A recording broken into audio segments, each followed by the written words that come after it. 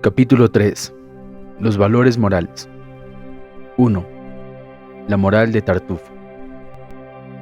La hipocresía es el arte de amordazar la dignidad. Ella hace enmudecer los escrúpulos en los hombres incapaces de resistir la tentación del mal. Es falta de virtud para renunciar a éste y de coraje para asumir su responsabilidad. Es el guano que fecundiza los temperamentos vulgares. Prosperar en la mentira. Como esos árboles cuyo ramaje es más frondoso cuando crecen a inmediaciones de las ciénagas. Hiela donde ella pasa, todo noble germen de ideal, zarzagán del entusiasmo.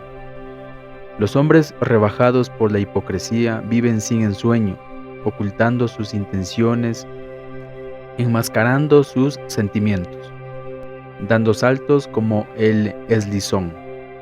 Tienen la certidumbre íntima, aunque inconfesa, de que sus actos son indignos, vergonzosos, nocivos, arrufiñados y irredimibles. Por eso es insolvente su moral. Implica siempre una simulación. Ninguna fe impulsa a los hipócritas. No sospechan el valor de las creencias rectilíneas. Esquivan la responsabilidad de sus acciones. Son audaces en la traición y tímidos en la lealtad. Conspiran y agreden en la sombra. Escamotean vocablos ambiguos. Alaban con reticencias ponzoñosas y difaman con afelpada suavidad. Nunca lucen un galardón inconfundible. Cierran todas las rendijas de su espíritu por donde podrían asomar desnuda su personalidad, sin el ropaje social de la mentira. En su anhelo simulan las aptitudes y cualidades que consideran ventajosas para acrecentar la sombra que proyectan en su escenario. Así como los ingenuos exiguos mimetizan el talento intelectual, embalumándose de refinados artilugios y defensas, los sujetos de moralidad indecisa parodian el talento moral, oropelando de virtud su honestidad insípida. Ignoran el veredicto del propio tribunal interior. Persiguen el salvoconducto otorgado por los cómplices de sus prejuicios convencionales. El hipócrita suele aventajarse de su virtud fingida, mucho más que el verdadero virtuoso. Pululan hombres respetados en fuerza de no descubrírseles bajo el disfraz. Bastaría penetrar en la intimidad de sus sentimientos, un solo minuto, para advertir su doblez y trocar en desprecio la estimación. El psicólogo reconoce al hipócrita. Rasgos hay que distinguen al virtuoso del simulador, pues mientras éste es un cómplice de los prejuicios que fermentan en su medio, aquel posee algún talento que le permite sobreponerse a ellos. Todo apetito numulario despierta su acucia y le empuja a descubrirse. No retrocede ante las arterias. Es fácil a los besamanos femeninos sobreoliscar el deseo de los amos. Se da al mejor oferente, prospera a fuerza de marañas. Triunfa sobre los sinceros, toda vez que el éxito destriba en aptitudes viles. El hombre leal es con frecuencia su víctima. Cada Sócrates encuentra sus Mélitos y cada Cristo su Judas. La hipocresía tiene matices. Si el mediocre moral se aviene a vegetar en la penumbra, no cabe bajo el escalpelo del psicólogo. Su vicio es un simple reflejo de mentiras que infestan la moral colectiva. Su culpa comienza cuando intenta agitarse dentro de su vasta condición, pretendiendo igualarse a los virtuosos. Chapaleando en los muladares de la intriga, su honestidad se mancilla y se encanalla en pasiones ignoblemente desatadas.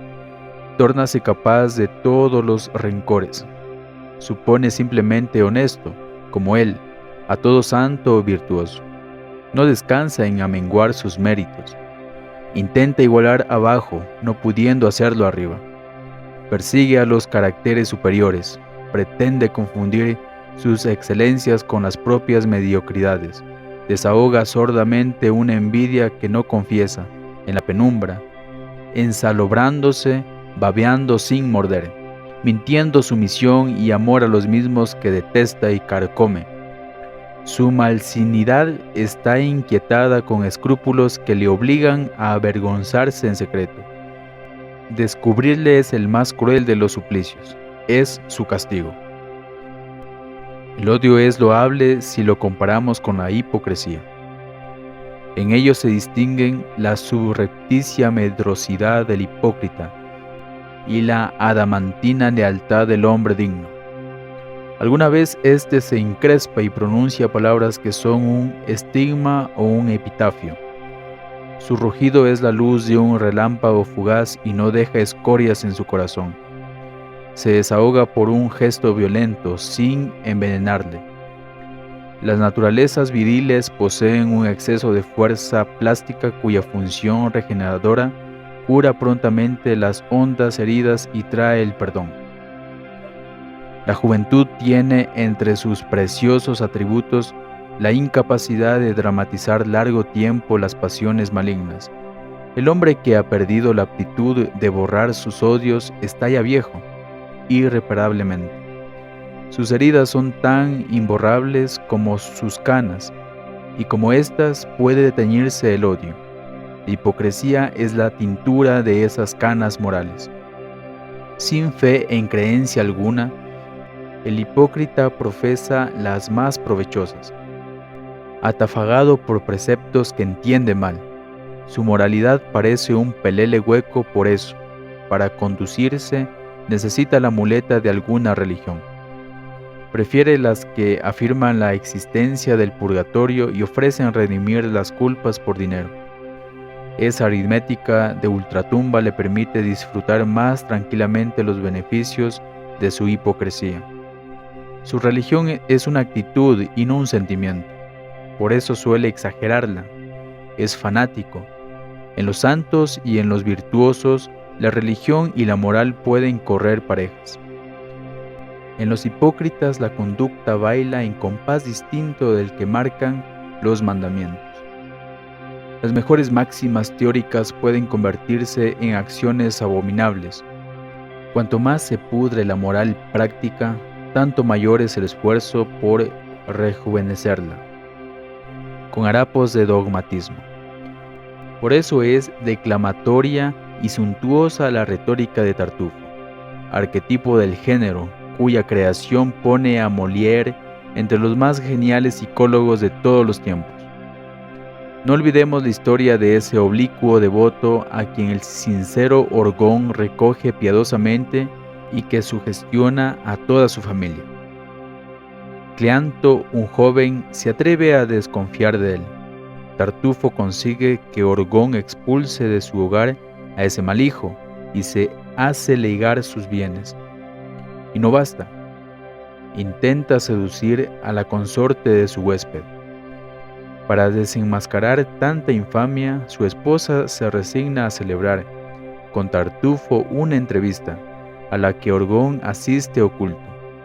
El hipócrita, creyéndose solo, expone los principios de su casuística perversa. Hay acciones prohibidas por el cielo, pero es fácil arreglar con él estas contabilidades. Según convenga, pueden aflojarse las ligaduras de la conciencia, rectificando la maldad de los actos con la pureza de las doctrinas. Y para retratarse de una vez agrega: al final tu escrúpulo es fácil de destruir. Se le asegura aquí el secreto total, y el daño solo está en el estallido que hacemos. El escándalo del mundo es lo que hace la ofensa, y pecar en silencio no es pecar. Párrafo traducido del francés al español. Esta es la moral de la hipocresía jesuística, sintetizada en 5 versos que son su Pentateuco. La del hombre virtuoso es otra.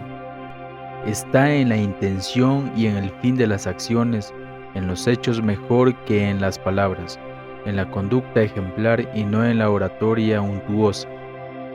Sócrates y Cristo fueron virtuosos contra la religión de su tiempo. Los dos murieron a manos de fanatismos que estaban ya divorciados de toda moral. La santidad está siempre fuera de la hipocresía colectiva. La exageración materialista de las ceremonias suele coincidir con la aniquilación de todos los idealismos en las naciones y en las razas. La historia la señala en la decadencia de las castas gobernantes y dice que el loyolismo apuntala siempre su degeneración moral. En esas horas de crisis, la fe agoniza en el fanatismo decrépito y aliena formidamente en los ideales que renacen frente a él, irrespetuosos, demoledores, aunque predestinados con frecuencia a caer en nuevos fanatismos y a oponerse a ideales venideros.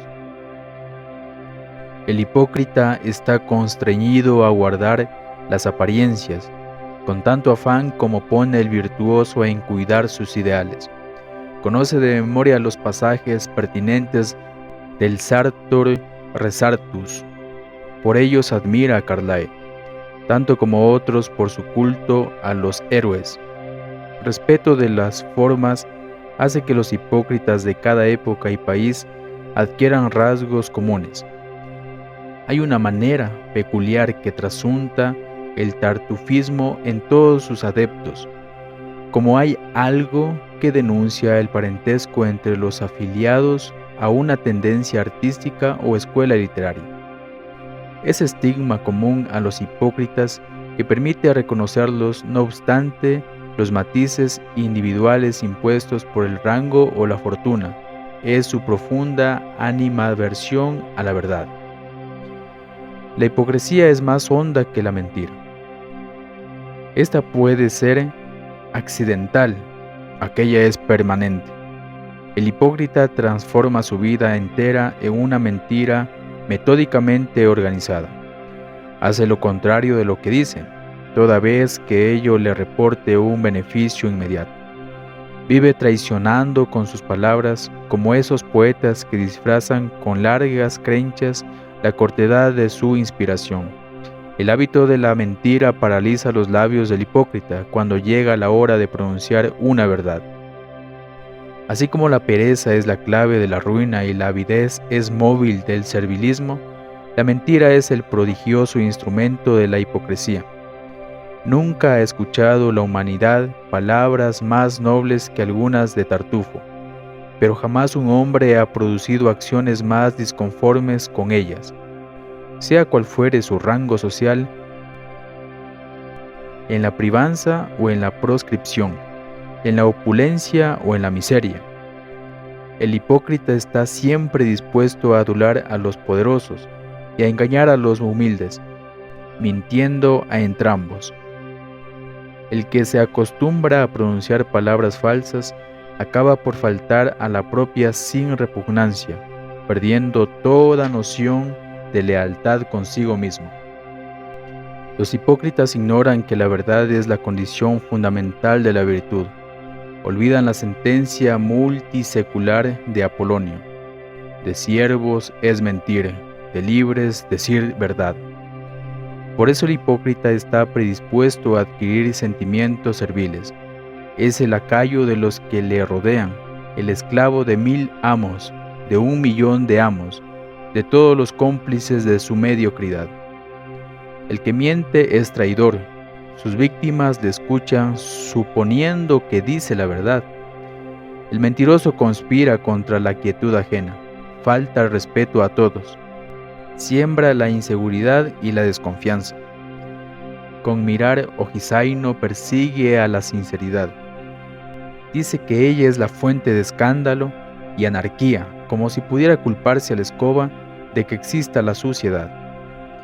En el fondo sospecha que el hombre sincero es fuerte e individualista, fincando en ello su altivez inquebrantable, pues su oposición a la hipocresía es una actitud de resistencia al mal que le acosa por todas partes. Se defiende contra la domesticación y el descenso común, y dice su verdad como puede, cuando puede, donde puede. pero la sabe decir. Muchos santos enseñaron a morir por ella. El disfraz sirve al débil, solo se finge lo que se cree no tener.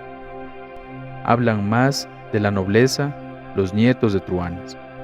La virtud suele danzar en labios desvergonzados. La altivez sirve de estribillo a los envilecidos. La caballerosidad es la ganzúa de los estafadores. La temperancia figura en el catecismo de los viciosos. Suponen que de tanto oropel se adherirá alguna partícula a su sombra, y en efecto, ésta se va modificando en la constante labor. La máscara es benéfica en las mediocracias contemporáneas. Maguer los que la usen carezcan de autoridad moral ante los hombres virtuosos. Estos no creen al hipócrita, descubierto una vez. No le creen nunca, ni pueden dejar de creerle cuando sospechan que miente. Quien es desleal con la verdad no tiene por qué ser leal con la mentira. El hábito de la ficción desmorona a los caracteres hipócritas, vertiginosamente, como si cada nueva mentira los empujara hacia el precipicio. Nada detiene a una avalancha en la pendiente. Su vida se polariza en esa abyecta honestidad por cálculo que es simple sublimación del vicio. El culto de las apariencias lleva a desdeñar la realidad. El hipócrita no aspira a ser virtuoso, sino a parecerlo. No admira intrínsecamente la virtud, quiere ser contado entre los virtuosos por las prebendas y honores que tal condición puede reportarle. Faltándole la osadía de practicar el mal a que está inclinado, conténtase con sugerir que oculta sus virtudes por modestia, pero jamás consigue usar con desenvoltura el antifaz. Sus manejos asoman por alguna parte, como las clásicas orejas bajo la corona de Midas. La virtud y el mérito son incompatibles con el tartufismo. La observación induce a desconfiar de las virtudes misteriosas. Ya enseñaba Horacio que la virtud oculta difiere poco de la oscura holgazanería. Ode cuarta 9:29. No teniendo valor para la verdad, es imposible tenerlo para la justicia.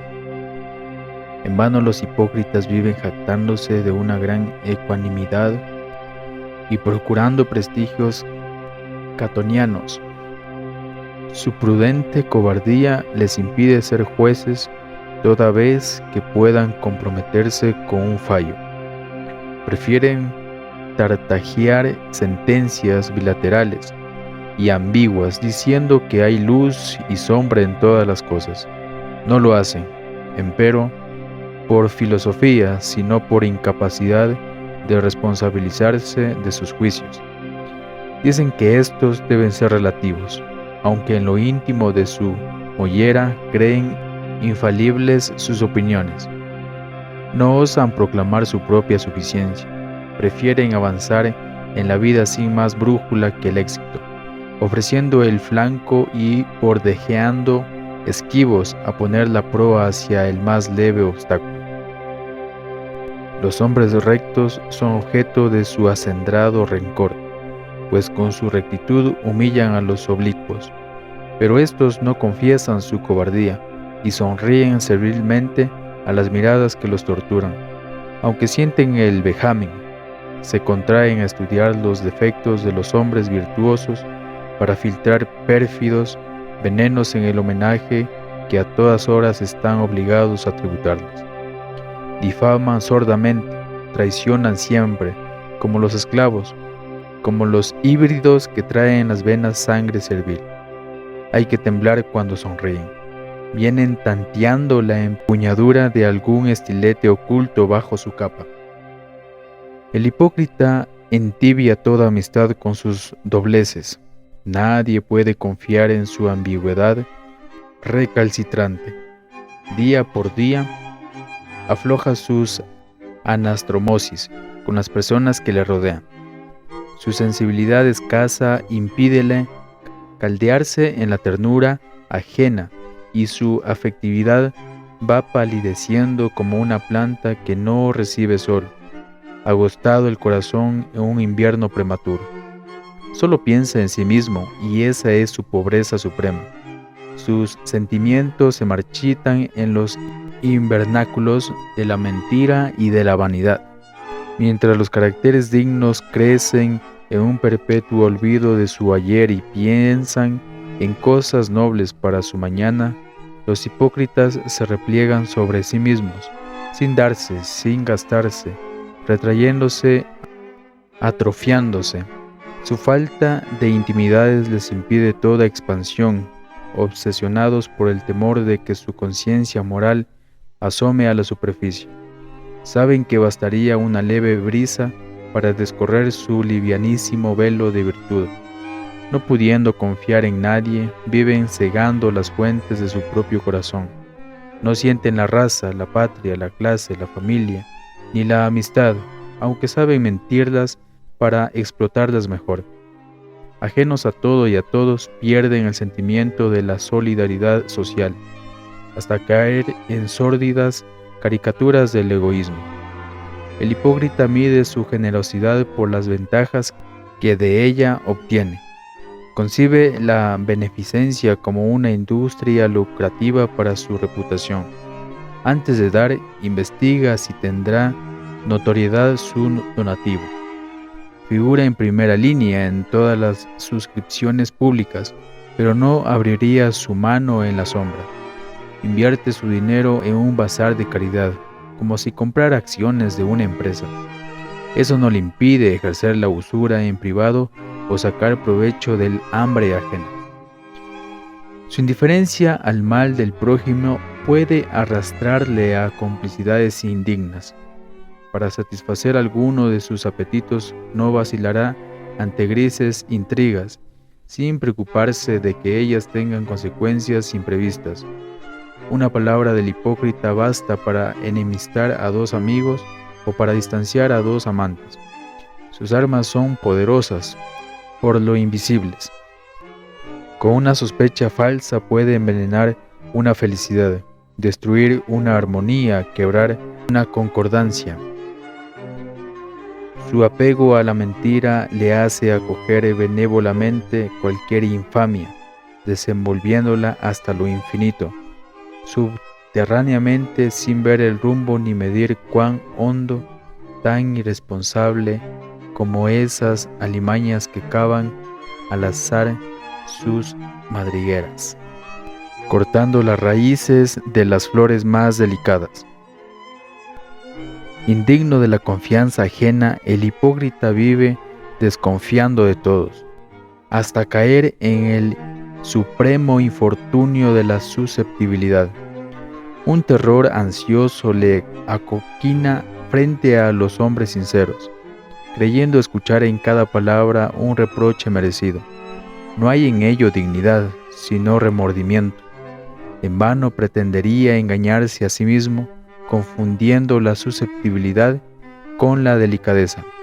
Aquella nace del miedo y esta es hija del orgullo. Difieren como la cobardía y la prudencia, como el cinismo y la sinceridad. La desconfianza del hipócrita es una caricatura de la delicadeza del orgulloso. Este sentimiento puede tornar susceptible al hombre de méritos excelentes, toda vez que desdeña dignidades cuyo precio es el servilismo y cuyo camino es la adulación. El hombre digno exige entonces respeto para ese valor moral que no manifiesta por los modos vulgares de la protesta estéril, pero ello le aparta para siempre de los hipócritas domesticados. Es raro el caso, frecuentísima es, en cambio, la susceptibilidad del hipócrita, que teme verse desenmascarado por los sinceros. Sería extraño que conservara esa delicadeza, única sobreviviente al naufragio de los demás. El hábito de fingir es incompatible con esos matices del orgullo. La mentira es opaca a cualquier resplandor de dignidad. La conducta de los tartufos no puede conservarse adamantina. Los expedientes equívocos se encadenan hasta ahogar los últimos escrúpulos. A fuerza de pedir a los demás sus prejuicios, endeudándose moralmente con la sociedad, pierden el temor de pedir otros favores y bienes materiales, olvidando que las deudas torpemente acumuladas esclavizan al hombre. Cada préstamo no devuelto es un nuevo eslabón remachado a su cadena. Se les hace imposible vivir dignamente en una ciudad donde hay calles que no pueden cruzar y entre personas cuya mirada no sabrían sostener. La mentira y la hipocresía convergen a estos renunciamientos, quitando al hombre su independencia. Las deudas contraídas por vanidad o por vicio obligan a fingir y engañar. El que las acumula renuncia a toda dignidad. Hay otras consecuencias del tartufismo. El hombre dúctil a la intriga se priva del cariño ingenuo. Suele tener cómplices, pero no tiene amigos. La hipocresía no ata por el corazón, sino por el interés. Los hipócritas, forzosamente utilitarios y oportunistas, están siempre dispuestos a traicionar sus principios en homenaje a un beneficio inmediato. Los hipócritas forzosamente utilitarios y oportunistas están siempre dispuestos a traicionar sus principios en homenaje a un beneficio inmediato. Eso les veda la amistad con espíritus superiores. El gentil hombre tiene siempre un enemigo en ellos, pues la reciprocidad de sentimientos solo es posible entre iguales. No puede entregarse nunca a su amistad, pues acecharán la ocasión para afrentarlo con alguna infamia, vengando su propia inferioridad. La Bruyère escribió una máxima imperecedera: en la amistad desinteresada hay placeres que no pueden alcanzar los que nacieron mediocres. Estos necesitan cómplices, buscándolos entre los que conocen esos secretos resortes descritos como una simple solidaridad en el mal. Si el hombre sincero se entrega, ellos aguardan la hora propicia para traicionarlo. Por eso la amistad es difícil para los grandes espíritus y estos no prodigan su intimidad cuando se elevan demasiado sobre el nivel común. Los hombres eminentes necesitan disponer de sensibilidad y tolerancia para entregarse. Cuando lo hacen, nada pone límites a su ternura y devoción. Entre nobles caracteres la amistad crece despacio y prospera mejor cuando arraiga en el reconocimiento de los méritos recíprocos. Entre hombres vulgares crece inmotivadamente, pero permanece raquítica, fundándose a menudo en la complicidad del vicio o de la intriga. Por eso la política puede crear cómplices, pero nunca amigos. Muchas veces lleva a cambiar estos por aquellos, olvidando que cambiarlos con frecuencia equivale a no tenerlos. Mientras en los hipócritas las complicidades se extinguen con el interés que las determina. En los caracteres leales la amistad dura tanto como los méritos que la inspiran. Siendo desleal, el hipócrita es también ingrato. Invierte las fórmulas del reconocimiento, aspira a la divulgación de los favores que hace, sin ser por ello sensible a los que recibe. Multiplica por 1000 lo que da y divide por 1.000.000 lo que acepta. Ignora la gratitud, virtud de elegidos. Inquebrantable cadena remachada para siempre en los corazones sensibles por los que saben dar a tiempo y cerrando los ojos. A veces resulta ingrato sin saberlo, por simple error de su contabilidad sentimental. Para evitar la ingratitud ajena solo se le ocurre no hacer el bien. Cumple su decisión sin esfuerzo, limitándose a practicar sus formas ostensibles, en la proporción que puede convenir a su sombra. Sus sentimientos son otros.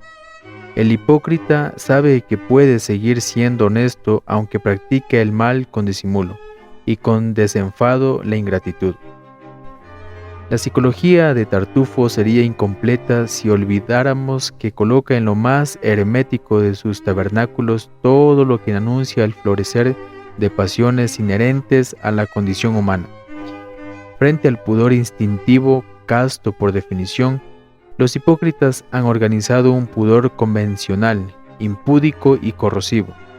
La capacidad de amar, cuyas efervescencias santifican la vida misma, eternizándola, les parece inconfesable, como si el contacto de dos bocas amantes fuera menos natural que el beso del sol cuando enciende las corolas de las flores.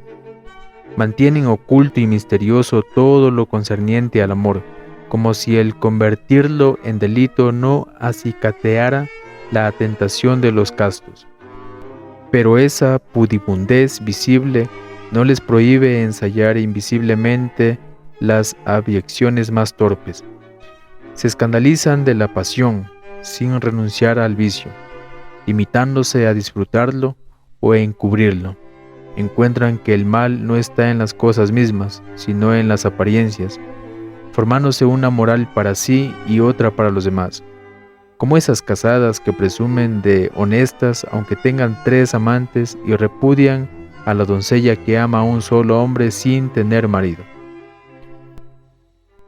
No tiene límites esta escabrosa frontera de la hipocresía. Celosos catones de las costumbres persiguen las más puras exhibiciones de belleza artística.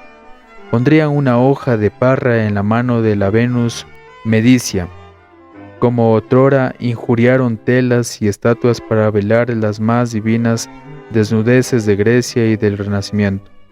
Confunden la castísima armonía de la belleza plástica con la intención obscena que los asalta al contemplarla.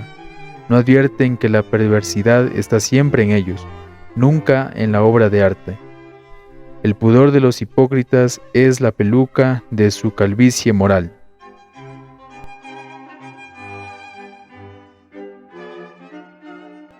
(2) El hombre honesto. La mediocridad moral es impotencia para la virtud y cobardía para el vicio. Si hay mentes que parecen maniquíes articulados con rutinas, abundan corazones semejantes a mongolfieras infladas de prejuicios. El hombre honesto puede temer el crimen sin admirar la santidad. Es incapaz de iniciativa para entrambos. La garra del pasado hácele el corazón, estrujándole en germen todo anhelo de perfeccionamiento futuro. Sus prejuicios son los documentos arqueológicos de la psicología social, residuos de virtudes crepusculares, supervivencias de morales extinguidas. Las mediocracias de todos los tiempos son enemigas del hombre virtuoso. Prefieren al honesto y lo encumbran como ejemplo. Hay en ello implícito un error o mentira que conviene disipar. Honestidad no es virtud, aunque tampoco sea vicio. Se puede ser honesto sin sentir un afán de perfección. Sobra para ello con no ostentar el mal lo que no basta para ser virtuoso. Entre el vicio, que es una lacra, y la virtud, que es una excelencia, fluctúa la honestidad. La virtud eleva sobre la moral corriente. Implica cierta aristocracia del corazón, propia del talento moral. El virtuoso se anticipa a alguna forma de perfección futura y le sacrifica los automatismos consolidados por el hábito. El honesto, en cambio, es pasivo, circunstancia que le asigna un nivel moral superior al vicioso, aunque permanece por debajo de quien practica activamente alguna virtud y orienta su vida hacia algún ideal. Limitándose a respetar los prejuicios que le asfixian, mide la moral con el doble decímetro que usan sus iguales, a cuyas fracciones resultan irreducibles las tendencias inferiores de los encanallados y las aspiraciones conspicuas de los virtuosos. Si no llegara a asimilar los prejuicios, hasta saturarse de ellos, la sociedad le castigaría como delincuente por su conducta deshonesta. Si pudiera sobreponérseles, su talento moral ahondaría surcos dignos de imitarse. La mediocridad está en no dar escándalo ni servir de ejemplo. El hombre honesto puede practicar acciones cuya indignidad sospecha, toda vez que a ellos se sienta constreñido por la fuerza de los prejuicios, que son obstáculos con que los hábitos adquiridos estorban a las variaciones nuevas. Los actos que ya son malos en el juicio original de los virtuosos pueden seguir siendo buenos ante la opinión colectiva. El hombre superior practica la virtud tal como la juzga, eludiendo los prejuicios que acoyundan a la masa honesta. El mediocre sigue llamando bien a lo que ya ha dejado de serlo, por incapacidad de entrever el bien del porvenir.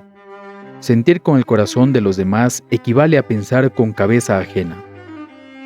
La virtud suele ser un gesto audaz, como todo lo original. La honestidad es un uniforme que se endosa resignadamente.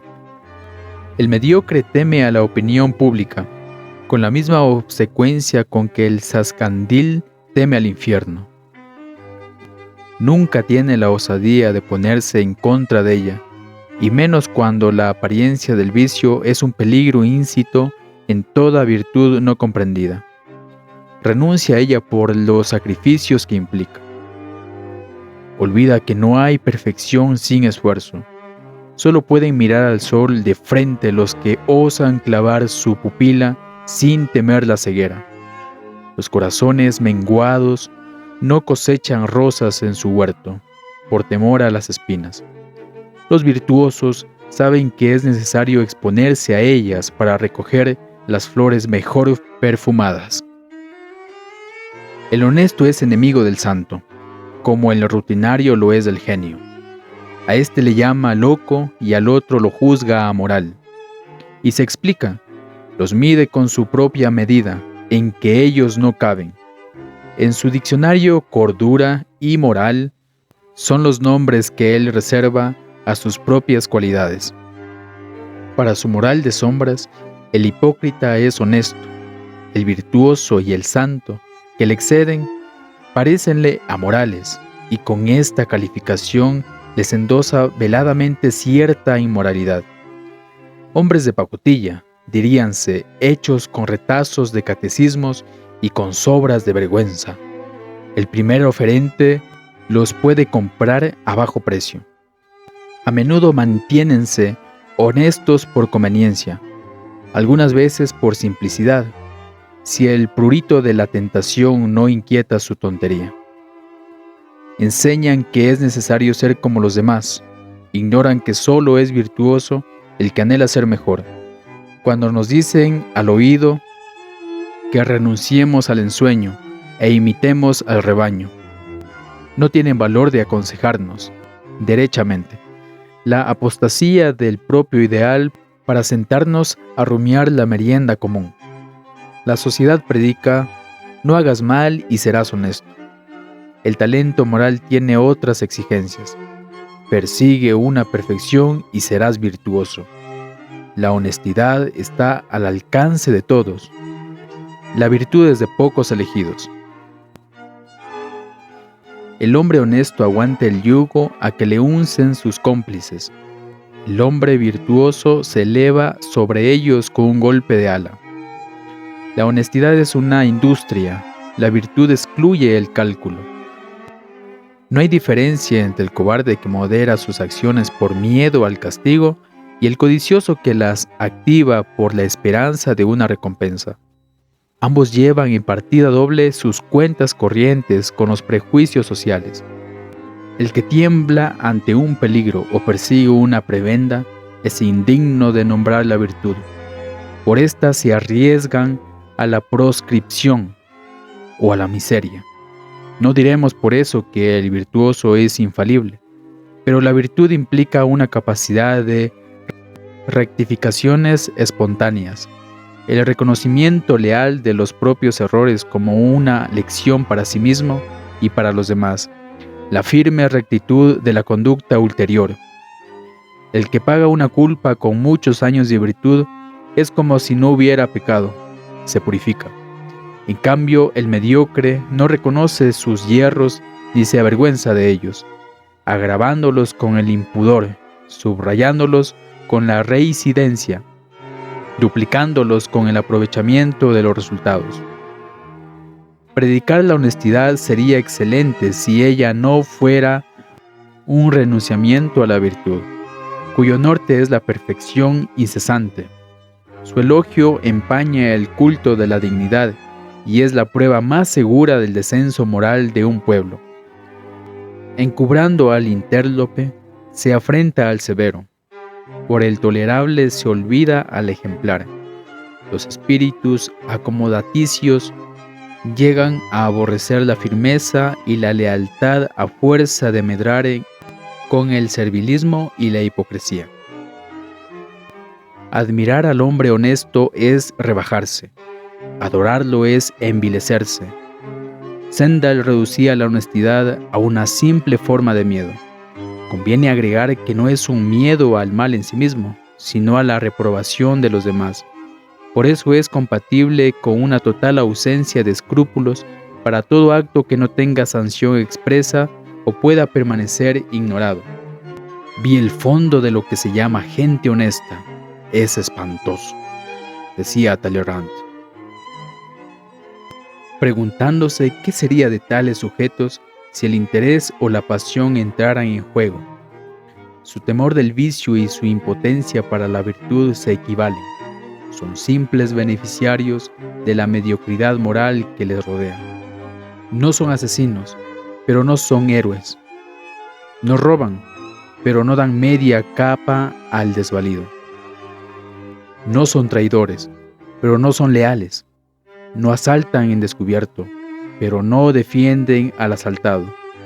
No violan vírgenes, pero no redimen caídas. No conspiran contra la sociedad, pero no cooperan al común engrandecimiento. Frente a la honestidad hipócrita, propia de mentes rutinarias y de caracteres domesticados, existe una heráldica moral cuyos blasones son la virtud y la santidad. Es la antítesis de la tímida obsecuencia a los prejuicios que paraliza el corazón de los temperamentos vulgares y degenera en esa apoteosis de la frialdad sentimental que caracteriza la irrupción de todas las burguesías. La virtud quiere fe, entusiasmo, pasión, arrojo. De ellos vive. Los quiere en la intención y en las obras. No hay virtud cuando los actos desmienten las palabras, ni cabe nobleza donde la intención se arrastra. Por eso la mediocridad moral es más nociva en los hombres conspicuos y en las clases privilegiadas. El sabio que traiciona su verdad, el filósofo que vive fuera de su moral y el noble que deshonra su cuna, descienden a la más ignominiosa de las villanías. Son menos disculpables que el truhán encenagado en el delito. Los privilegios de la cultura y del nacimiento imponen al que los disfruta una lealtad ejemplar para consigo mismo. La nobleza que no está en nuestro afán de perfección es inútil que perdure en ridículos abolengos y pergaminos. Noble es el que revela en sus actos un respeto por su rango y no el que alega su alcurnia para justificar actos innobles. Por la virtud, nunca por la honestidad, se miden los valores de la aristocracia moral. 3. Los tránsfugas de la honestidad.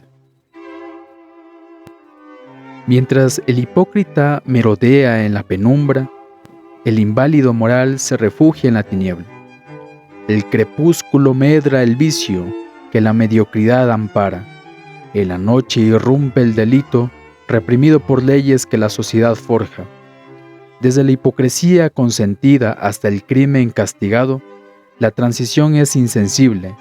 La noche se incuba en el crepúsculo. De la honestidad convencional se pasa a la infamia gradualmente, por matices leves y concesiones sutiles. En eso está el peligro de la conducta acomodaticia y vacilante. Los tránsfugas de la moral son rebeldes a la domesticación. Desprecian la prudente cobardía de Tartufo.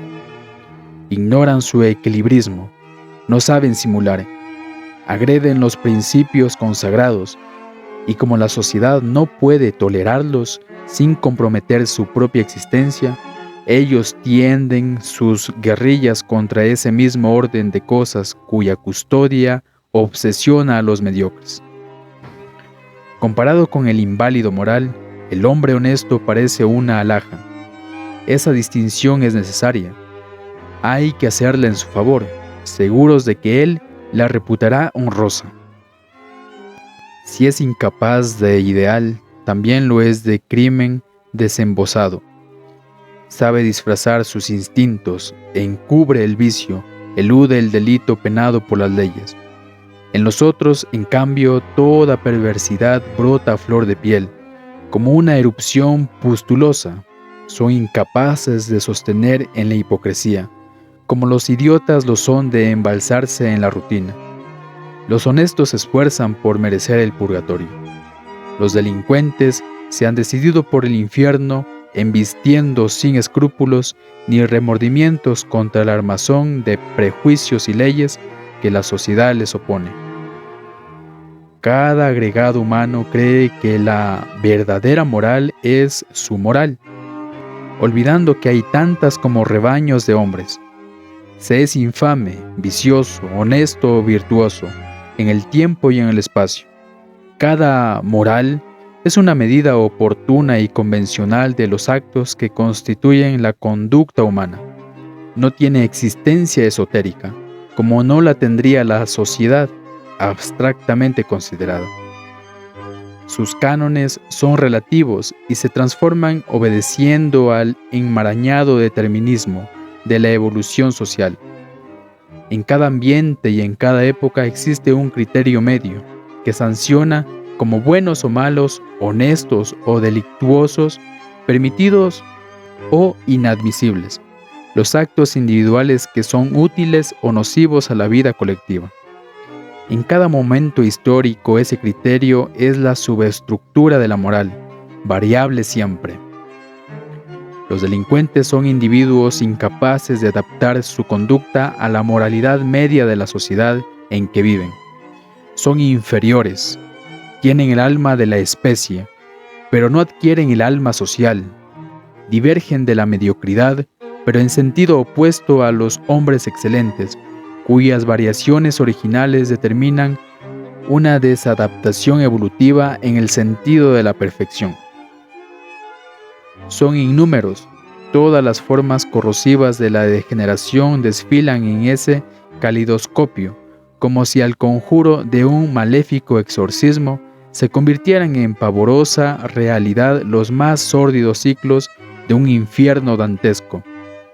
Parásitos de la escoria social, fronterizos de la infamia, comensales del vicio y de la deshonra, tristes que se mueven, acicateados por sentimientos anormales, espíritus que sobrellevan la fatalidad de herencias enfermizas y sufren la carcoma inexorable de las miserias ambientes.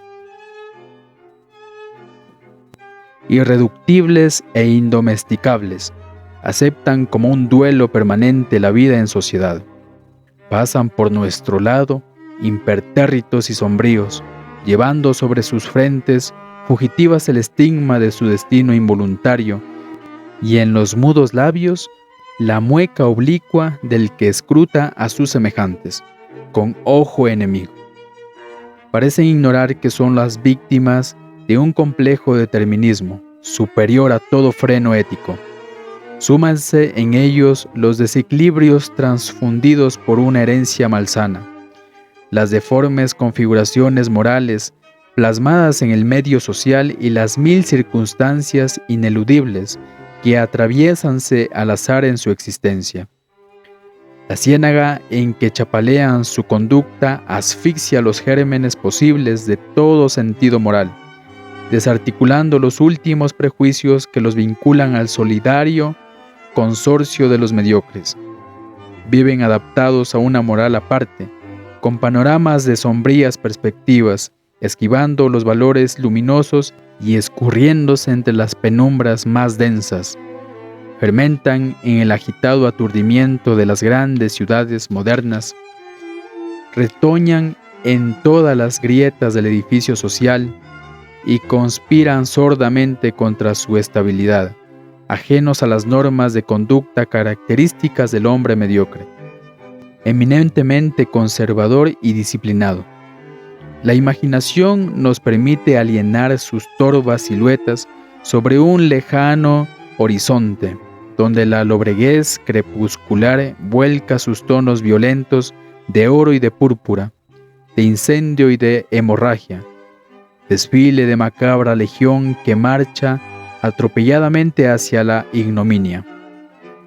En esa pléyade anormal culminan los fronterizos del delito, cuya virulencia crece por su impunidad ante la ley. Su débil sentido moral les impide conservar intachable su conducta, sin caer por ello en plena delincuencia. Son los imbéciles de la honestidad, distintos del idiota moral que rueda a la cárcel.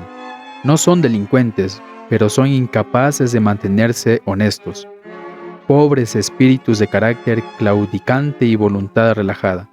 No saben poner vallas seguras a los factores ocasionales, a las sugestiones del medio, a la tentación del lucro fácil, al contagio imitativo.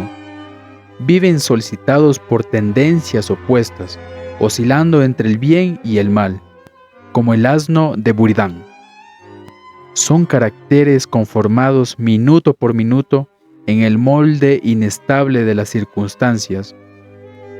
Ora son auxiliares a medias por incapacidad de ejecutar un plan completo de conducta antisocial. Ora tienen suficiente astucia y previsión para llegar al borde mismo del manicomio y de la cárcel, sin caer. Estos sujetos de moralidad incompleta, larvada, accidental o alternamente, representan las etapas de la transición entre la honestidad y el delito, la zona de interferencia entre el bien y el mal, socialmente considerados. Carecen del equilibrismo oportunista que salva del naufragio a otros mediocres. Un estigma irrevocable impídeles conformar sus sentimientos a los criterios morales de su sociedad. En algunos es producto del temperamento nativo. Pululan en las cárceles y viven como enemigos dentro de la sociedad que los hospeda. En muchos, la degeneración moral es adquirida, fruto de la educación. En ciertos casos deriva de la lucha por la vida en un medio social desfavorable a su esfuerzo. Son mediocres, desorganizados, caídos en la ciénaga por obra del azar, capaces de comprender su desventura y avergonzarse de ella, como la fiera que ha errado el salto.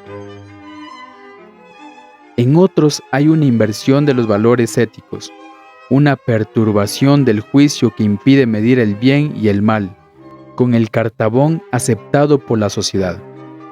Son invertidos morales, ineptos para estimar la honestidad y el vicio. Inestables hay, por fin, cuyo carácter revela una ausencia de sólidos cimientos que los aseguren contra el oscilante vaivén de los apremios materiales y la alternativa inquietante de las tentaciones deshonestas. Esos inválidos no sienten la coerción social. Su moralidad inferior bordejea en el vicio hasta el momento de encallar en el delito. Estos inadaptables son moralmente inferiores al hombre mediocre. Sus matices son variados, actúan en la sociedad como los insectos dañinos en la naturaleza. El rebaño tiene a esos violadores de su hipocresía. Los prudentes no les perdonan el impudor de su infamia y organizan contra ellos una compleja armazón defensiva de códigos, jueces y prestigios. A través de siglos y siglos su esfuerzo ha sido ineficaz. Constituyen una horda extranjera y hostil dentro de su propio terruño, audaz en la acechanza. embosada en el procedimiento infatigable, en la tramitación aleve de sus programas trágicos. Algunos confían su vanidad al filo de la cuchilla subrepticia, siempre alerta para blandirla con fulgurante presteza contra el corazón o la espalda. Otros deslizan furtivamente su ágil garra sobre el oro o la gema que estimulan su avidez con seducciones irresistibles. Estos violentan, como infantiles juguetes, los obstáculos con que la prudencia del burgués custodia el tesoro acumulado en interminables etapas de ahorro y de sacrificio. Aquellos denigran vírgenes inocentes para lucrar, ofreciendo los encantos de su cuerpo venusto a la insaciable lujuria de sensuales y libertinos. Muchos succionan la entraña de la miseria, en inverosímiles aritméticas de usura, como tenias solitarias que nutren su inextinguible voracidad en los jugos icorosos del intestino social enfermo. Otros captan conciencias inexpertas para explotar los riquísimos filones de la ignorancia y el fanatismo. Todos son equivalentes en el desempeño de su parasitaria función antisocial, idénticos en la inadaptación de sus sentimientos más elementales. Converge en ellos una inveterada promiscuación de instintos y de perversiones que hace de cada conciencia una pústula, arrastrándolos a malvivir del vicio y del delito. Sea cual fuere, sin embargo, la orientación de su inferioridad biológica o social, encontramos una pincelada común en todos los hombres que están bajo el nivel de la mediocridad: la ineptitud constante para adaptarse a las condiciones que, en cada colectividad humana, limitan la lucha por la vida. Carecen de la aptitud que permite al hombre mediocre imitar los prejuicios y las hipocresías de la sociedad en que vegeta. 6. Función social de la virtud. La honestidad es una imitación, la virtud es una originalidad. Solamente los virtuosos poseen talento moral y es obra suya cualquier ascenso hacia la perfección. El rebaño se limita a seguir sus huellas, incorporando a la honestidad trivial lo que fue antes virtud de pocos y siempre rebajándola. Hemos distinguido al delincuente del honesto. Insistimos en que su honestidad no es la virtud. Él se esfuerza por confundirlas, sabiendo que la segunda le es inaccesible. La virtud es otra, es activa, excede infinitamente en variedad, en derechez, en coraje, a las prácticas rutinarias que libran de la infamia o de la cárcel. Ser honesto implica someterse a las convenciones corrientes. Ser virtuoso significa a menudo ir contra ellas, exponiéndose a pasar como enemigo de toda moral, el que lo es solamente de ciertos prejuicios inferiores. Si el sereno ateniense hubiera adulado a sus conciudadanos, la historia helénica no estaría manchada por su condena y el sabio no habría bebido la cicuta. Pero no sería Sócrates. Su virtud consistió en resistir los prejuicios de los demás. Si pudiéramos vivir entre dignos y santos, la opinión ajena podría evitarnos tropiezos y caídas, pero es cobardía. Viviendo entre atartufados, rebajarse al común nivel por miedo a atraer sus iras. Hacer como todos puede implicar avenirse a lo indigno. El proceso moral tiene como condición resistir al común descanso y adelantarse a su tiempo, como cualquier otro progreso. Si existiera una moral eterna, y no tantas morales cuantos son los pueblos, podría tomarse en serio la leyenda bíblica del árbol cargado de frutos del bien y del mal. Solo tendríamos dos tipos de hombres, el bueno y el malo, el honesto y el deshonesto, el normal y el inferior, el moral y el inmoral. Pero no es así. Los juicios del valor se transforman. El bien de hoy puede haber sido el mal de ayer. El mal de hoy puede ser el bien de mañana, y viceversa. No es el hombre moralmente mediocre, el honesto, quien determina las transformaciones de la moral. Son los virtuosos y los santos, inconfundibles con él. Precursores, apóstoles, mártires inventan formas superiores del bien. Las enseñan, las predican, las imponen. Toda moral futura es un producto de esfuerzos individuales, obra de caracteres excelentes que conciben y practican perfecciones inaccesibles al hombre común. En eso consiste el talento moral, que forja la virtud, y el genio moral, que implica la santidad. Sin estos hombres originales no se concebiría la transformación de las costumbres. Conservaríamos los sentimientos y pasiones de los primitivos seres humanos. Todo ascenso moral es un esfuerzo del talento virtuoso hacia la perfección futura. Nunca inerte condescendencia para con el pasado, ni simple acomodación al presente. La evolución de las virtudes depende de todos los factores morales e intelectuales. El cerebro suele anticiparse al corazón, pero nuestros sentimientos influyen más intensamente que nuestras ideas en la formación de los criterios morales. El hecho es más notorio en las sociedades que en los individuos.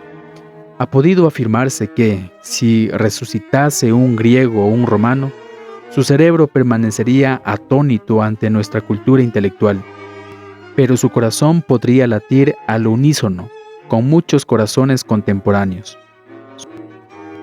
Sus ideas sobre el universo, el hombre y las cosas contrastarían con las nuestras, pero sus sentimientos ajustaríanse en gran parte a las palpitaciones del sentir moderno. En un siglo cambian las ideas fundamentales de la ciencia y la filosofía. Los sentimientos centrales de la moral colectiva solo sufren leves oscilaciones, porque los atributos biológicos de la especie humana varían lentamente. Nos fuerzan a sonreír los conocimientos infantiles de los clásicos, pero sus sentimientos nos conmueven. Sus virtudes nos entusiasman, sus héroes nos admiran y nos parecen honrados por los mismos atributos que hoy nos harían honrarlos. Entonces, como ahora, los hombres ejemplares, aunque de ideas opuestas, practicaban análogas virtudes frente a los hipócritas de su tiempo. El fondo varía poco. Lo que se transmuta incesantemente es la forma, el juicio de valor que le confiere fuerza ética. Hay, sin embargo, un progreso moral colectivo. Muchos dogmatismos que antes fueron virtudes son juzgados más tarde como prejuicios. En cada momento histórico coexisten virtudes y prejuicios. El talento moral practica las primeras. La honestidad se aferra a los segundos. Los grandes virtuosos, cada uno a su modo, combaten por lo mismo, en la forma que su cultura y su temperamento le sugieren. Aunque por distintos caminos y partiendo de premisas racionales antagónicas, todos se proponen mejorar al hombre. Son igualmente enemigos de los vicios de su tiempo. Los virtuosos no igualan a los santos. La sociedad opone demasiados obstáculos a sus esfuerzos. Pensar la perfección no implica practicarla totalmente. Basta el firme propósito de marchar hacia ella. Los que piensan como profetas pueden verse obligados a proceder como filisteos en muchos de sus actos. La virtud es una tensión real hacia lo que se concibe como perfección ideal. El progreso ético es lento, pero seguro. La virtud arrastra y enseña. Los honestos se resignan a imitar alguna parte de las excelencias que practican los virtuosos. Cuando se afirma que somos mejores que nuestros abuelos, solo quiere expresarse que lo somos ante nuestra moral contemporánea. Fuera más exacto decir que diferimos de ellos. Sobre las necesidades perennes de la especie, organízanse conceptos de perfección que varían a través de los tiempos. Sobre las necesidades transitorias de cada sociedad, se elabora el arquetipo de virtud más útil a su progreso.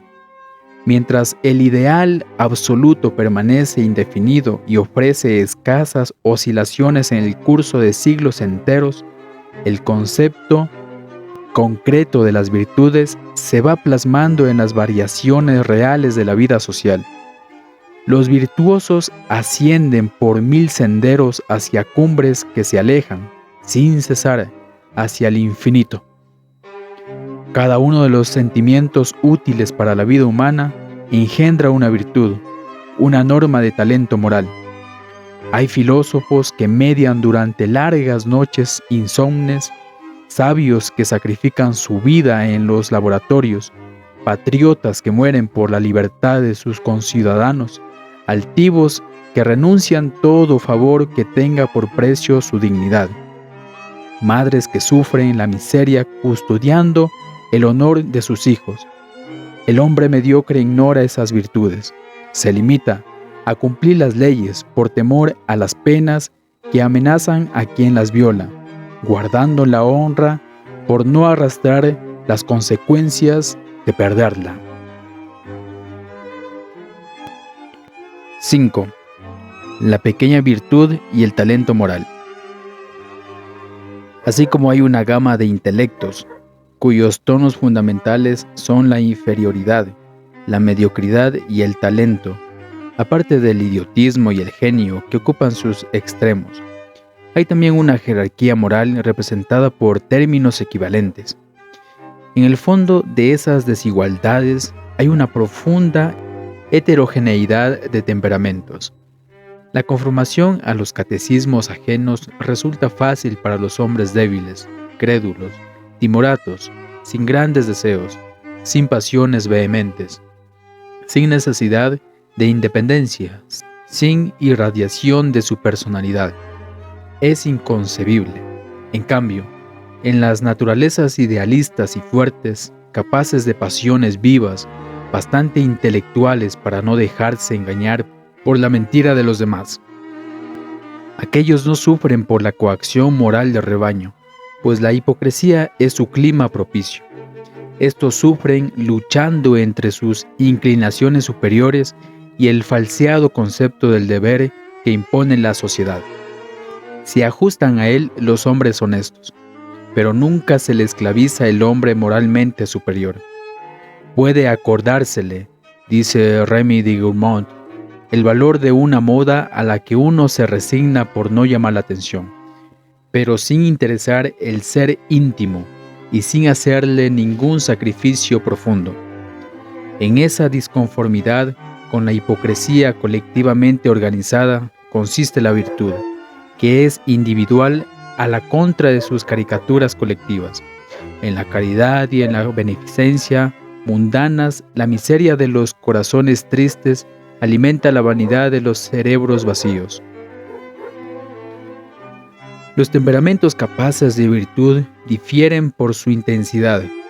El primer germen de perfección moral se manifiesta en una decisiva preferencia por el bien, haciéndolo, enseñándolo, admirándolo. La bondad es el primer esfuerzo hacia la virtud. El hombre bueno, esquivo a las condescendencias permitidas por los hipócritas, lleva en sí una partícula de santidad. El buenismo es la moral de los pequeños virtuosos. Su prédica es plausible, siempre que enseña a evitar la cobardía, que es su peligro. Algunos excesos de bondad no podrían distinguirse del embellecimiento. Hay falta de justicia en la moral de perdón sistemático. Está bien perdonar una vez, y sería inicuo no perdonar ninguna. Pero el que perdona 2 veces se hace cómplice de los malvados. No sabemos qué hubiera hecho Cristo si le hubiesen abofeteado la segunda mejilla que ofreció al que le afrentaba la primera. Los escolásticos prefieren no discutir este problema. Enseñemos a perdonar, pero enseñemos también a no ofender. Sería más eficiente. Enseñémoslo con el ejemplo, no ofendiendo. Admitamos que la primera vez se ofende por ignorancia, pero creamos que la segunda suele ser por villanía. El mal no se corrige con la complacencia o la complicidad. Es nocivo como los venenos y debe oponérsele antídotos eficaces: la reprobación y el desprecio. Mientras los hipócritas recetan la austeridad, reservando la indulgencia para sí mismos, los pequeños virtuosos prefieren la práctica del bien a su prédica. Evitan los sermones y enaltecen su propia conducta. Para el prójimo encuentran una disculpa, en la debilidad humana o en la tentación del medio. Comprender todo es perdonar todo. Traducido del francés. Son severos consigo mismos. Nunca olvidan sus propias culpas y errores. Y si no justifican las ajenas, tampoco se preocupan de atormentarlas con su odio, pues saben que el tiempo las castiga fatalmente, por esa gravitación que abisma a los perversos como si fueran globos desinflados. Su corazón es sensible a las pulsaciones de los demás, abriéndose a toda hora para adulcir las penas de un desventurado y previniendo sus necesidades para ahorrarle la humillación de pedir ayuda. Hacen siempre todo lo que pueden, poniendo en ello tal afán que trasluce el deseo de haber hecho más y mejor. Aprueban y estimulan cualquier germen de cultura, prodigando su aplauso a toda idea original y compadeciendo a los ignorantes sin reproches inoportunos. Su cordialidad sincera que los espíritus humildes no está corroída por la urbanidad convencional. Esas pequeñas virtudes son usuales, de aplicación frecuente, cotidiana. Sirven para distinguir al bueno del mediocre y difieren tanto de la honestidad como el buen sentido difiere del sentido común. Importan una elevación sobre la mediocridad. Los que saben practicarlas merecen los elogios que tan pródigamente se les tributan. Desde Platón y Plutarco está hecha su apología. Ello no impide su asidua reiteración por escritores que glosan en estilo menos decisivo la socorrida frase de Hugo. Se hacen muchas grandes acciones en las pequeñas luchas. Hay muchas intrepideces obstinadas e ignoradas que se defienden palmo a palmo en la sombra contra la invasión fatal de las necesidades. Noble y misterioso triunfo que ninguna mirada ve, que ninguna fama paga, que ninguna fanfarria saluda. La vida, la desgracia, la soledad, el abandono, la pobreza, son campos de batalla que tienen sus héroes. Héroes oscuros, algunas veces más grandes que los ilustres. Traducido del francés. No olvidemos, sin embargo, que esas virtudes son pequeñas. Es grave error oponerlas a las grandes. Ellas revelan una loable tendencia, pero no pueden compararse con el asiduo celo de perfección que convierte la bondad en virtud. Para esto se requiere cierta intelectualidad superior. Las mentes exiguas no pueden concebir un gesto trascendente y noble, ni sabría ejecutarlo un carácter amorfo. A los que dicen no hay tonto malo, podría reprochárseles que la incapacidad de mal no es bondad. Aún está por resolverse el antiguo litigio que proponía elegir entre un imbécil bueno y un inteligente malo. Pero está seguramente resuelto que la imbecilidad no es una presunción de virtud, ni la inteligencia lo es de perversidad. Ello no impide que muchos necios protesten contra el ingenio y la ilustración, glosando la paradoja de Rousseau, hasta inferir de ella que la escuela puebla las cárceles y que los hombres más buenos son los torpes e ignorantes. Mentira, burda patraña, esgrimida contra la dignificación humana mediante la instrucción pública, para el enaltecimiento moral. Sócrates enseñó, hace de esto algunos años, que la ciencia y la virtud se confunden en una sola y misma resultante, la sabiduría. Para hacer el bien basta verlo claramente. No lo hacen los que no lo ven. Nadie sería malo sabiéndolo. El hombre más inteligente y más ilustrado puede ser el más bueno. Puede serlo, aunque no siempre lo sea. En cambio, el torpe y el ignorante no pueden serlo nunca, irremisiblemente. La moralidad es tan importante como la inteligencia en la composición global del carácter. Los más grandes espíritus son los que asocian las luces del intelecto con las magnificencias del corazón. La grandeza del alma es bilateral. Son raros esos talentos completos. Son excepcionales esos genios. Los hombres excelentes brillan por esta o aquella aptitud, sin resplandecer en todas. Hay asimismo talentos en algún género intelectual que no lo son en virtud alguna, y hombres virtuosos que no asombran por sus dotes intelectuales. Ambas formas de talento, aunque distintas y cada una multiforme, son igualmente necesarias y merecen el mismo homenaje. Pueden observarse aisladas, suelen germinar al unísono en hombres extraordinarios. Aisladas valen menos. La virtud es inconcebible en el imbécil, y el ingenio es infecundo en el desvergonzado. La subordinación de la moralidad a la inteligencia es un renunciamiento de toda dignidad. El más ingenioso de los hombres sería detestable cuando pusiera su ingenio al servicio de la rutina, del prejuicio o del servilismo. Sus triunfos serían su vergüenza, no su gloria. Por eso dijo Cicerón, a muchos siglos: cuanto más fino y culto es un hombre, tanto más repulsivo y sospechoso se vuelve si pierde su reputación de honesto. De Ovid II 9. Verdad es que el tiempo perdona algunas culpas a los genios y a los héroes, capaces de exceder con el bien que hacen el mal que no dejaron de hacer. Pero ellos son excepciones raras y en vida habría que medirlos con el criterio de la posteridad, la trascendente magnitud de su obra. Esas nociones suprimen algunos problemas inocentes, como el de fallar si son preferibles los que crean, inventan y perfeccionan en las ciencias y en las artes, o los que poseen un admirable conjunto de energías morales que impulsan a jugar el porvenir y la vida en defensa de la dignidad y la justicia. Entre los talentos intelectuales y los talentos morales, estos últimos suelen ser preferidos con razón, conceptuándolos más necesarios.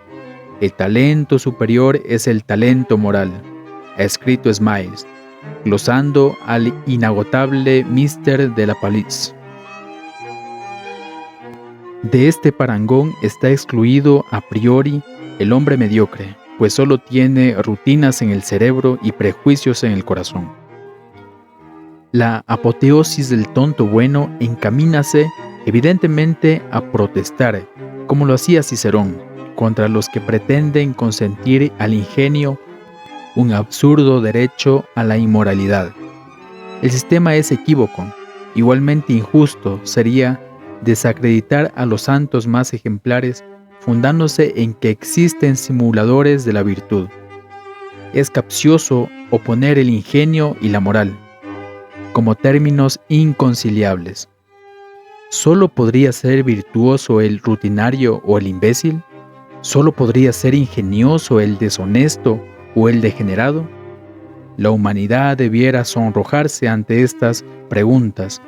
Sin embargo, ellas son insinuadas por catequistas que adulan a los tontos, buscando el éxito ante su número infinito. El sofisma es sencillo. De muchos grandes hombres se cuentan anomalías morales o de carácter, que no suelen contarse del mediocre o del imbécil. Luego aquellos son inmorales y estos son virtuosos. Aunque las premisas fuesen exactas, la conclusión sería ilegítima. Si se concediera, y es mentira, que los grandes ingenios son forzosamente inmorales, no habría por qué otorgar a los imbéciles el privilegio de la virtud, reservado al talento moral. Pero la premisa es falsa. Si se cuentan desequilibrios de los genios y no de los papanatas, no es porque estos sean faros de virtud, sino por una razón muy sencilla. La historia solamente se ocupa de los primeros, ignorando a los segundos. Por un poeta alcoholista hay 10 millones de lechuguinos que beben como él. Por un filósofo uxoricida hay 100.000 uxoricidas que no son filósofos. Por un sabio experimentador cruel con un perro o una rana, hay una incontable cohorte de cazadores que le aventajan en impiedad. ¿Y qué diría la historia? Hubo un poeta alcoholista, un filósofo uxoricida y un sabio cruel. Los millones de anónimos no tienen biografía. Maurois de Tours equivocó el rumbo. Lombroso se extravió. Nordau hizo de la cuestión una simple polémica literaria. No comulguemos con ruedas de molino. La premisa es falsa. Los que hemos visitado 100 cárceles podemos asegurar que había en ellas 50.000 hombres de inteligencia inferior, junto a 5 o 20 hombres de talento.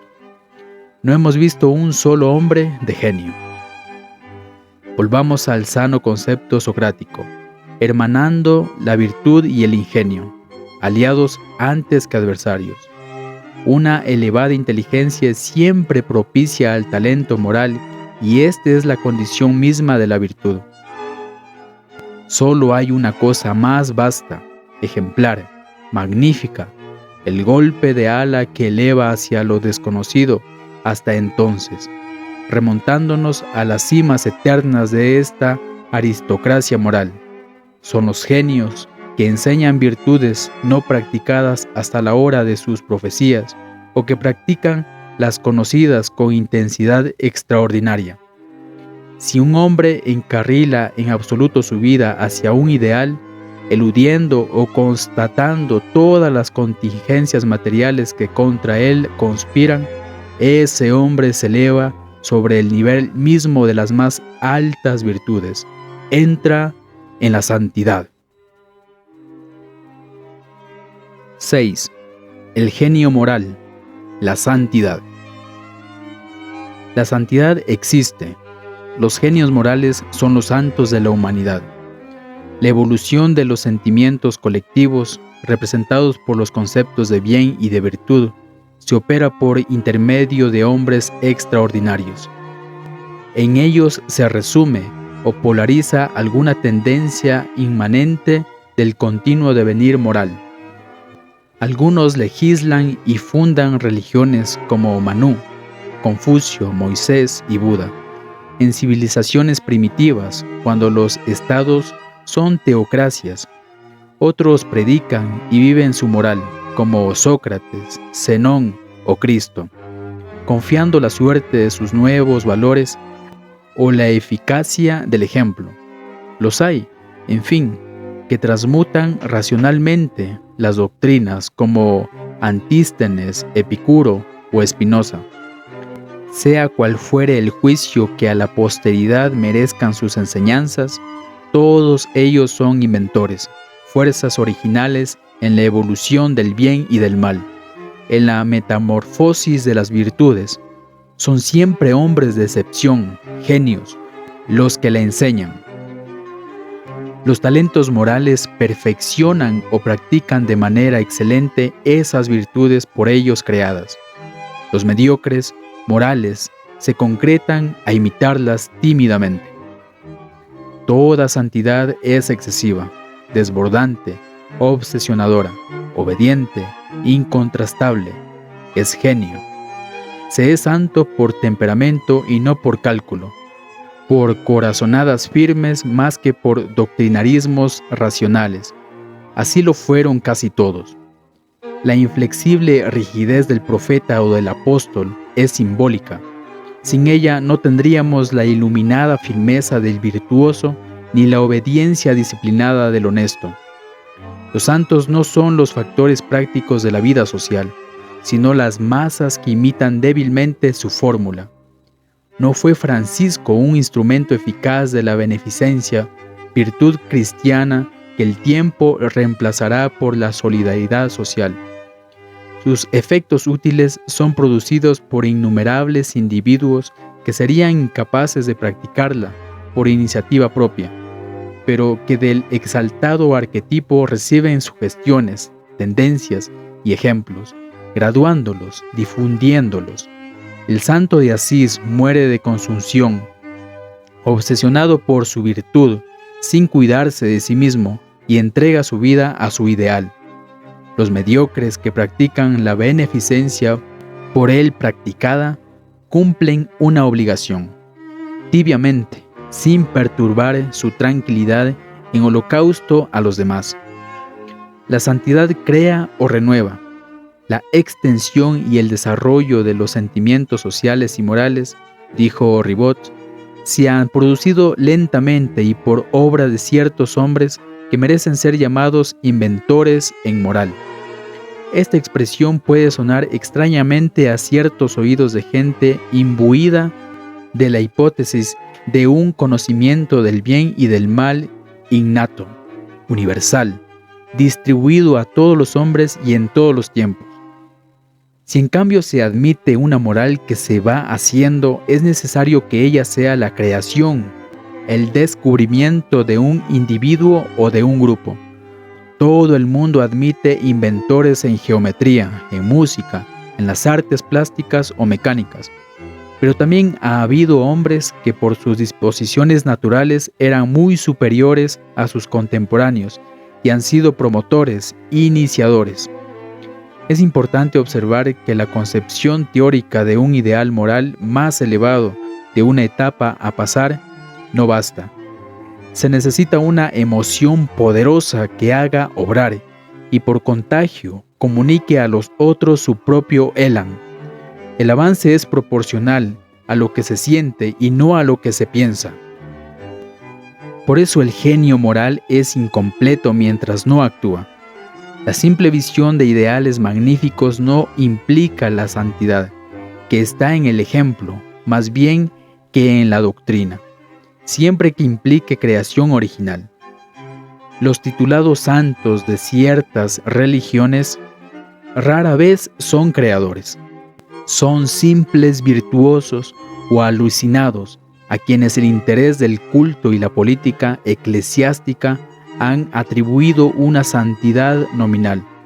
En la historia del sentimiento religioso, solo son genios los que fundan o transmutan, pero de ninguna manera los que organizan órdenes, establecen reglas, repiten un credo, practican una norma o difunden un catecismo. El santoral católico es irrisorio, junto a pocas vidas que merecen la hagiografía de un fra Domenico Cavalcà. Muchas hay que no interesan al moralista ni al psicólogo. Numerosas tientan la curiosidad de los alienistas y otras solo revelan el interesado homenaje de los concilios al fanatismo localista de ciertos rebaños industriosos.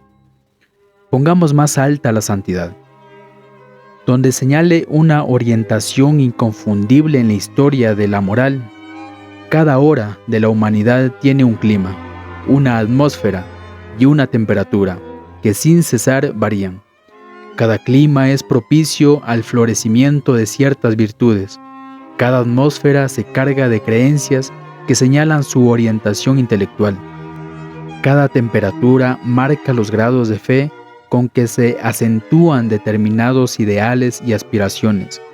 Una humanidad que evoluciona no puede tener ideales inmutables, sino incesantemente perfectibles, cuyo poder de transformación sea infinito como la vida. Las virtudes del pasado no son las virtudes del presente. Los santos de mañana no serán los mismos de ayer. Cada momento de la historia requiere cierta forma de santidad que sería estéril si no fuera oportuna, pues las virtudes se van plasmando en las variaciones de la vida social. En el amanecer de los pueblos, cuando los hombres viven luchando a brazo partido con la naturaleza avara, es indispensable ser fuertes y valientes para imponer la hegemonía o asegurar la libertad del grupo. Entonces la cualidad suprema es la excelencia física, y la virtud del coraje se transforma en culto de héroes, equiparados a los dioses. La santidad está en el heroísmo. En las grandes crisis de renovación moral, cuando la apatía o la decadencia amenazan disolver un pueblo o una raza, la virtud excelente entre todas es la integridad del carácter, que permite vivir o morir por un ideal fecundo para el común engrandecimiento. La santidad está en el apostolado. En las plenas civilizaciones, más sirve a la humanidad el que descubre una nueva ley de la naturaleza o enseña a dominar alguna de sus fuerzas que quien culmina por su temperamento de héroe o de apóstol. Por eso el prestigio rodea a las virtudes intelectuales. La santidad está en la sabiduría. Los ideales éticos no son exclusivos del sentimiento religioso. No lo es la virtud, ni la santidad. Sobre cada sentimiento pueden ellos florecer. Cada época tiene sus ideales y sus santos, héroes, apóstoles o sabios. Las naciones llegadas a cierto nivel de cultura santifican en sus grandes pensadores a los portaluces y heraldos de su grandeza espiritual. Si el ejemplo supremo para los que combaten lo dan los héroes y para los que creen los apóstoles, para los que piensan lo dan los filósofos. En la moral de las sociedades que se forman, culminan Alejandro, César o Napoleón, y cuando se renuevan, Sócrates, Cristo o Bruno. Pero llega un momento en que los santos se llaman Aristóteles, Bacon y Goethe. La santidad varía a compás del ideal. Los espíritus cultos conciben la santidad en los pensadores, tan luminosa como en los héroes y en los apóstoles. En las sociedades modernas, el santo es un anticipo visionario de teoría o profeta de hechos que la posteridad confirma, aplica o realiza. Se comprende que a sus horas haya santidad en servir a un ideal en los campos de batalla, o desafiando la hipocresía como en los supremos protagonistas de una Ilíada o de un Evangelio. Pero también es santo de otros ideales, el poeta, el sabio o el filósofo, que viven eternos en su divina comedia, en su Novum Organum o en su Origen de las especies. Si es difícil mirar un instante la cara de la muerte que amenaza paralizar nuestro brazo, lo es más resistir toda una vida a los principios y rutinas que amenazan asfixiar nuestra inteligencia. Entre nieblas que alternativamente se espesan y se disipan, la humanidad asciende sin reposo hacia remotas cumbres. Los más las ignoran. Pocos elegidos pueden verlas y poner allí su ideal, aspirando a aproximársele. Orientadas por la exigua constelación de visionarios, las generaciones remontan desde la rutina hacia verdades cada vez menos inexactas y desde el prejuicio hacia las virtudes cada vez menos imperfectas. Todos los caminos de la santidad conducen hacia el punto infinito que marca su imaginaria convergencia.